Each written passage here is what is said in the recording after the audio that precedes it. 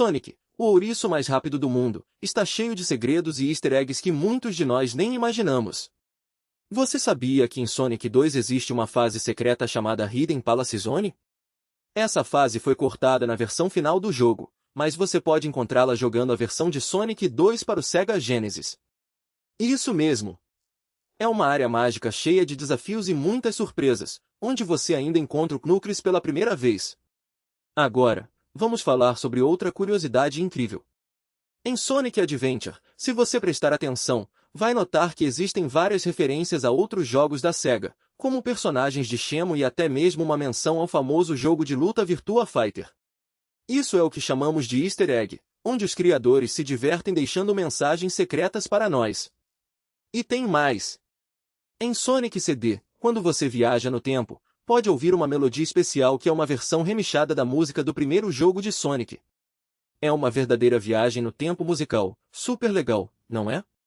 E, claro, como esquecer do famoso Sonic 6?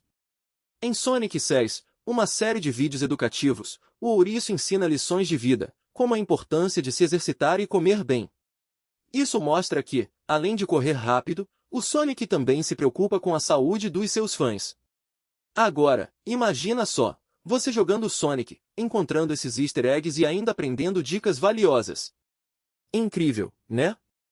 Se você é fã do Sonic ou mesmo se está conhecendo o mundo dele agora, essas curiosidades vão deixar sua aventura ainda mais divertida. Vamos lá, prepare-se para correr muito e descobrir todos os segredos que Sonic tem para oferecer. E não se esqueça de ficar de olho nos detalhes, porque o mundo de Sonic é cheio de surpresas que esperam por você. Não deixe de compartilhar com seus amigos e ver quem consegue encontrar mais easter eggs enquanto jogam juntos. Aposto que vai ser uma competição divertida.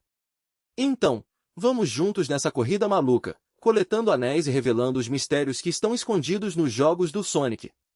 Agora, é hora de colocar seu tênis, escolher seu personagem favorito e correr, correndo por aí, porque Sonic sempre traz a diversão onde quer que vá. Se você já encontrou algum desses segredos ou conhece outros que não falamos aqui, deixe seu comentário para a gente trocar ideia. Adoramos saber o que vocês descobrem nas jogatinas. Vamos juntos nessa jornada cheia de velocidade e emoção.